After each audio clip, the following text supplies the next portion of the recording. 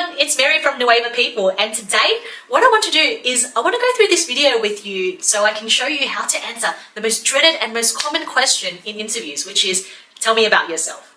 Now, what I want to do is I want to go through a structure in terms of why interviewers ask this question, what to do when you are asked these questions, what not to do when you are asked this question, as well as the three-step process and how to answer this question.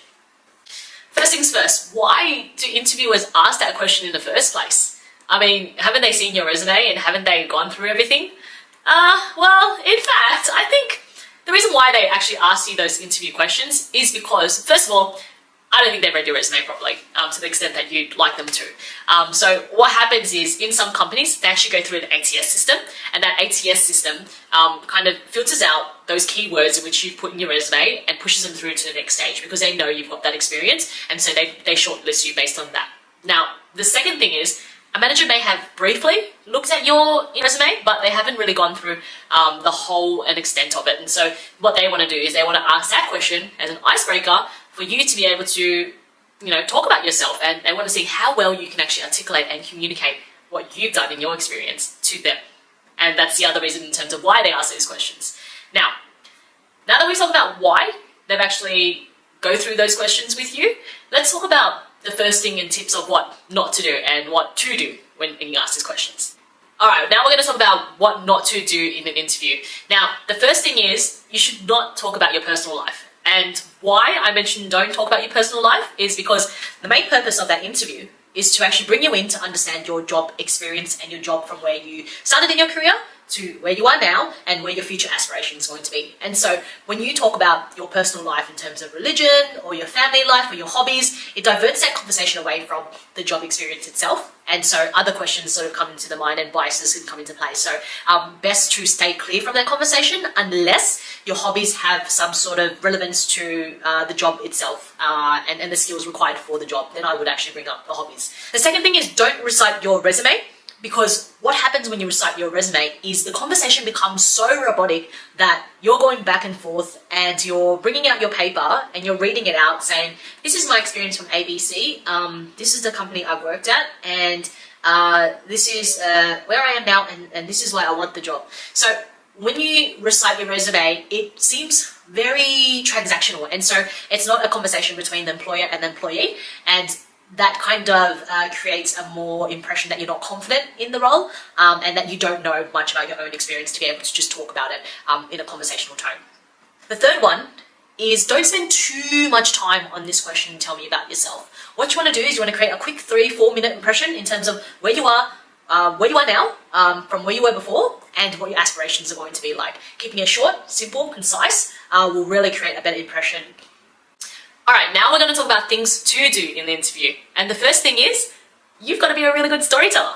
Now, when I'm talking about being a good storyteller, I'm saying talk about your experience and your job history from the start, from how you got into that job and what your first career was and what led you and transitioned you to that area, where you are now and what skills you've actually obtained from that role, as well as where you want to be in the future and why you've applied for this role, and what value can you bring to this role.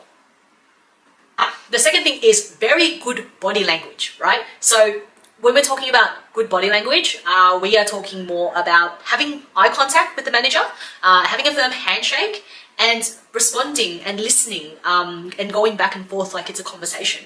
And that's how you create a good impression. And I know you guys have probably heard this a million times about mirroring. Mirroring in terms of trying to mirror your body language to how they are. So if they have a soft tone, maybe your voice needs to go a little bit softer. If they're a little bit louder, then you talk with a bit of a louder tone.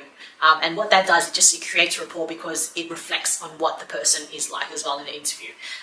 You don't need to go to that extent, but that's just a little bit more information in terms of how to create a rapport when being in that interview. The third one is practicing.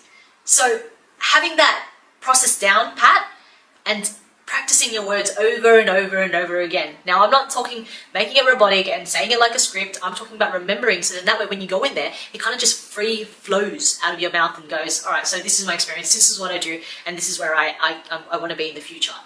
So practicing is very important in step, so then that way when you go in, you're very confident in what you have to say. 3 steps that I'll be sharing today in order to make this process so much easier is the present, past, and future. And how we're going to break it down into each one is we're going to talk about first the role, the second one, responsibility, and the third one, which is value and how you added value into the company itself. And that's the structure in which we will be sharing to be able to make it so much simpler, so much concise, and so much easier for you to use. First things first, let's talk about the role, right? So with the role, the first thing you have to mention is the position title and how long have you been in that role for. So example, I've been a retail assistant for 5 years. That's it.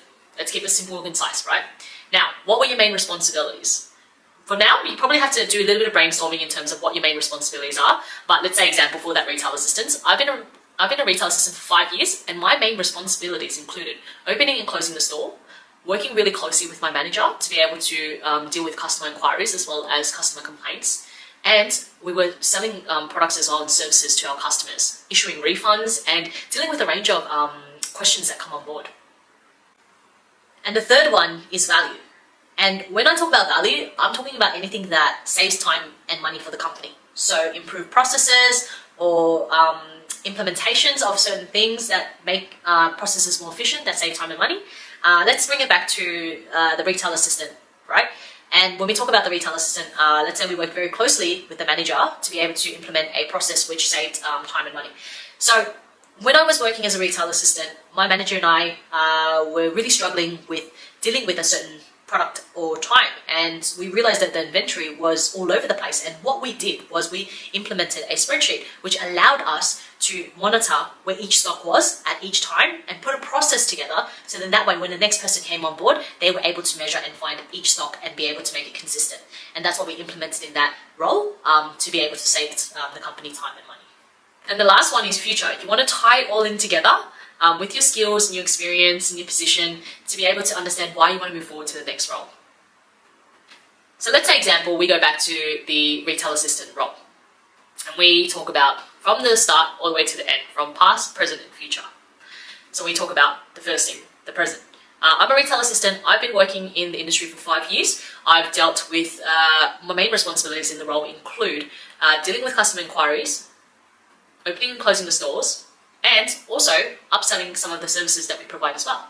We do some stock counts and inventory to make sure that everything is up to date. And we also look at rosters to be able to manage and monitor everyone to make sure that all shifts are allocated accordingly. And in the role itself, we actually came into a situation where the stocks weren't monitored properly. And so my manager and I had a conversation where we wanted to implement a process in place, so then that way it was easier for us to be able to see when stock was coming in as well as when stock was coming out, and to be able to make sure it was very transparent across board. So what we did was we sat down together and we looked at some processes that we could implement, and we came across with a report in a spreadsheet that was very easy to implement and use. And we implemented that and trained everyone in that aspect for us to be able to make that transparent across the board. And that's why this skill that I'm bringing at the moment, I think it's actually quite important in the role itself. And I can see in the role, just in the job description, that it includes, being very outspoken as well as very forward-thinking in your approach. And that's why I really wanted to apply for this job and really learn more about the opportunity in which you could present in this interview.